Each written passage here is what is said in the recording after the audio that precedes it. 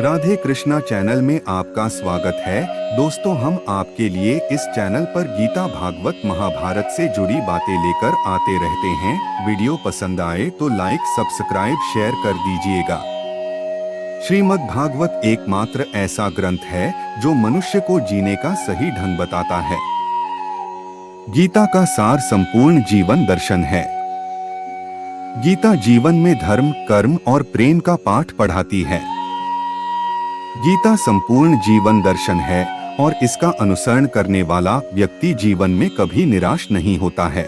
और गीता के उपदेशों का अनुसरण करने वाला व्यक्ति जीवन में कभी असफल नहीं होता है। भगवत गीता के पाठ से व्यक्ति को काम व कर्म के बारे में सीख मिलती है। इतना ही नहीं, हमारे हर प्रश्न का उत्तर गीता में समाहित है। आप जितनी बार इसका पाठ करेंगे आपको कुछ नया सीखने को मिलेगा। गीता में श्री कृष्ण के दिए उपदेश जीने की राह दिखाते हैं। महाभारत में युद्ध के दौरान भगवान श्री कृष्ण ने गीता के उपदेश अर्जुन को दिए थे। गीता जीवन में धर्म, कर्म और प्रेम का पाठ पढ़ाती है। श्रीमद् भागवत गीता का ज्ञान मानव जीवन और जीवन के बाद के जीवन दोनों के लिए उपयोगी माना गया है।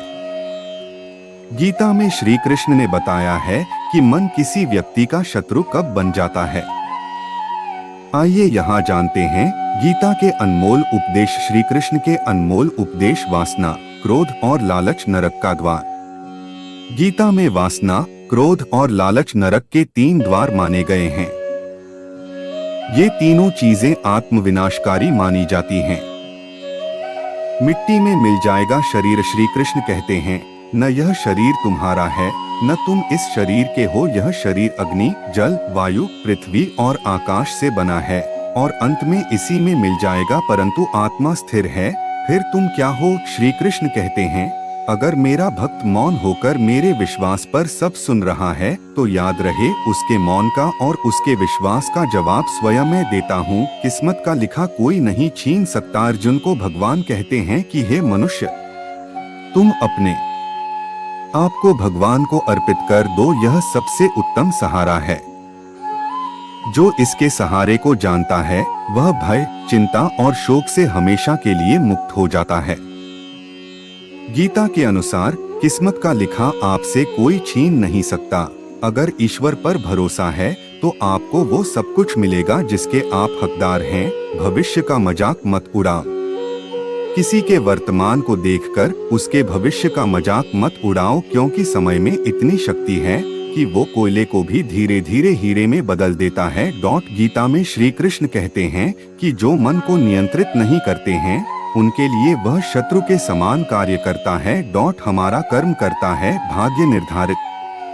गीता में कहा गया है कि परमात्मा कभी किसी का भाग्य नहीं लिखते हैं।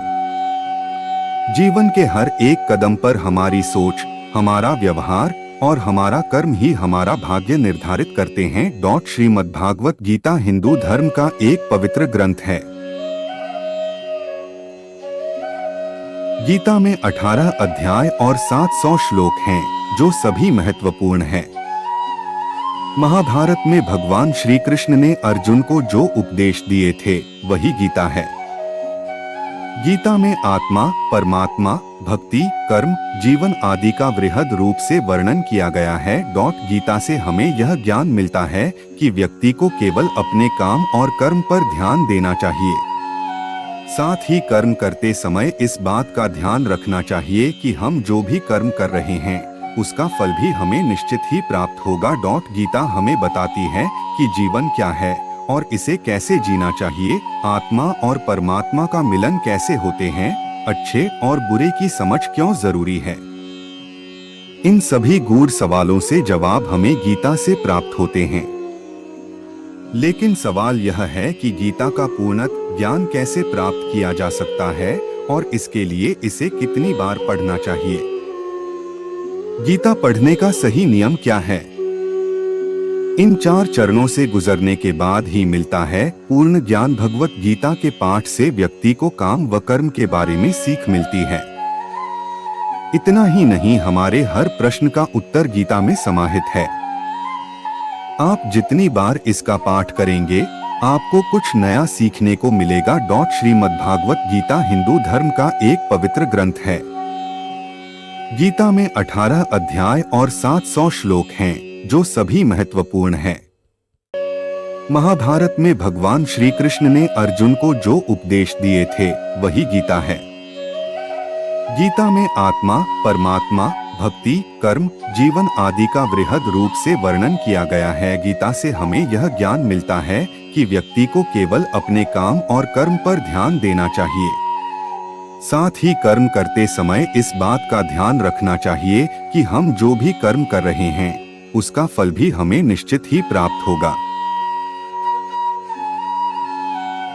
गीता हमें बताती है कि जीवन क्या है और इसे कैसे जीना चाहिए। आत्मा और परमात्मा का मिलन कैसे होते हैं, अच्छे और बुरे की समझ क्यों जरूरी है। इन सभी गूढ़ सवालों से जवाब हमें गीता से प्राप्त होते हैं। लेकिन सवाल यह है कि गीता का पूर्णतः ज्ञान कैसे प्राप्त किया जा सकता है और इसके लिए इसे कितनी बार पढ़ना चाहिए। गीता या फिर किसी भी पाठ से ज्ञान को प्राप्त करने के 4 स्तर होते हैं। श्रवण या पठन ज्ञान, श्रवण या पठन ज्ञान, निदिध्यासन ज्ञान, अनुभव ज्ञान। इन चारों स्तर से गुजरने के बाद ही किसी भी ज्ञान की पूर्णता होती है और इससे समुचित लाभ होता है। इसका अर्थ यह है कि आप पहले पढ़ते या सुनते हैं, इसके बाद पढ़े सुने ज्ञान के बारे में चिंतन व मनन करते हैं। यदि वह आपको ठीक और उपयोगी लगती है तब उसका अभ्यास कर उसे अपने जीवन में उतारते हैं और आखिर में उस ज्ञान का प्रतिफल आपको मिलता है। किसी भी ज्ञान को आप पढ़कर या सुनकर छोड़ देंगे, उसे अपनाएंगे नहीं तो उसका फल कैसे मिलेगा। यही बात गीता पर भी लागू होती है। जब हम गीता पढ़कर उसके उपदेशों को जीवन में उतारेंगे तो निश्चित ही सुपरिणाम सामने आएगा। कितनी बार पढ़ना चाहिए श्रीमद्भागवत गीता और क्या है इसके लाभ। जब हम पहली बार गीता पढ़ते हैं तो इसे हम एक अंधे व्यक्ति के रूप में पढ़ते हैं, यानी हमें केवल इतना ही समझ पाते हैं कि कौन किसके पिता, कौन किसकी बहन और कौन किसका भाई है। पहली बार जब हम दूसरी बार गीता पढ़ते हैं तो मन में कुछ सवाल जागृत होंगे कि ऐसा क्यों किया गया या वैसा क्यों हुआ। जब हम तीसरी बार गीता पढ़ेंगे तो इसके अर्थ को समझने लगेंगे। हालांकि हर व्यक्ति को इसका अर्थ अपने तरीके से ही समझ आएगा। जब चौथी बार हम गीता पढ़ेंगे तो हर एक पात्र से जुड़ी भावनाओं को समझ पाएंगे, जैसे अर्जुन के मन में या दुर्योधन के मन में क्या चल रहा है। 5वीं बार गीता को पढ़ने से पूरा कुरुक्षेत्र हमारे मन में खड़ा हो जाता है और हमारे मन में अलग अलग कल्पनाएं होती हैं। 6वीं बार गीता पढ़ने से हम भगवान को अपने सामने अनुभव करने लगते हैं और हमें ऐसा लगता है कि भगवान हमारे सामने ये सब बता रहे हैं। 8वीं बार गीता को पढ़ते से हमें यह परिणत एहसास हो जाता है कि कृष्ण कहीं बाहर नहीं बल्कि हमारे भीतर ही हैं और हम उनके भीतर। भगवत गीता पढ़ने के लिए सुबह का समय सबसे उत्तम माना जाता है, क्योंकि इस समय मन, मस्तिष्क और वातावरण में शांति व सकारात्मकता होती है। गीता का पाठ हमेशा स्नान के बाद और शांत चित्त मन से ही करना चाहिए। पाठ करते समय बीच बीच में इधर उधर की बातें नहीं करनी चाहिए और न ही किसी कार्य के लिए बार बार उठना चाहिए। साफ सफाई वाले स्थान और जमीन पर आसन बिछाकर ही गीता का पाठ करना चाहिए। गीता के प्रत्येक अध्याय को शुरू करने से पहले और बाद भगवान श्री कृष्ण और गीता के चरण कमलों को स्पर्श करना चाहिए। गीता के ये 5 अनमोल वचन जीवन के हर मोड़ पर आएंगे, आपके काम जाने जरूर। श्रीमद्भगवत गीता में जो उपदेश दिए गए हैं उनमें जीवन के हर पहलू और हर अवस्था का पूरा सार छिपा है। इन वचनों में जीवन के हर अनुभव के बारे में विस्तार से बताया गया है। व्यक्ति के जन्म लेने से मृत्यु तक और उसके बाद के चक्र को श्रीमद्भगवत गीता में विस्तार से बताया गया है। इन वचनों में से हम आपको बता रहे हैं ऐसे 5 वचनों के बारे में जो आपके जीवन में हर मोड़ पर आपके काम आएंगे। गीता के उपदेश में बताया गया है कि जो व्यक्ति बिना वजह किसी पर संदेह करता है वह कभी खुश नहीं रह सकता। संदेह करने पर रिश्तों में कड़वाहट पैदा होती है। गीता में कहा गया है कि जो भी जीव जन्म लेता है उसकी मृत्यु भी निश्चित है। उसके लिए शोक या पछतावा किस बात का है। गीता के सार में बताया गया है कि अगर कोई व्यक्ति बुद्धिमान है तो उसे समाज की भलाई के लिए भी काम करना चाहिए। ऐसे व्यक्ति को बिना किसी स्वार्थ के समाज के लिए भी योगदान देना चाहिए। ऐसा व्यक्ति भगवान को प्राप्त करता है। गीता के उपदेशों में एक यह भी है कि जो व्यक्ति भगवान को याद करते हुए मृत्यु को प्राप्त होता है वह सीधा भगवान के धाम को प्राप्त होता है। व्याख्या: हम जो भाव पक्का करते हैं वही मन में तैरने लगता है और हम उसी के अनुसार हो जाते हैं। भगवान कहें कि इस जन्म में जो देवताओं के पूजन में लगे रहते हैं तथा दिन रात उनके बारे में ही विचारते हैं, मरने के बाद वो देवताओं को प्राप्त हो जाते हैं। ऐसे ही जो पितरों का पूजन करते हैं और उनके बारे में ही सोचते रहते हैं। हे अर्जुन, श्रद्धा से युक्त जो भक्त अन्य देवताओं को पूजते हैं वे भी मेरा ही पूजन करते हैं, किंतु उनकी वह पूजा अविधि पूर्वक होती है।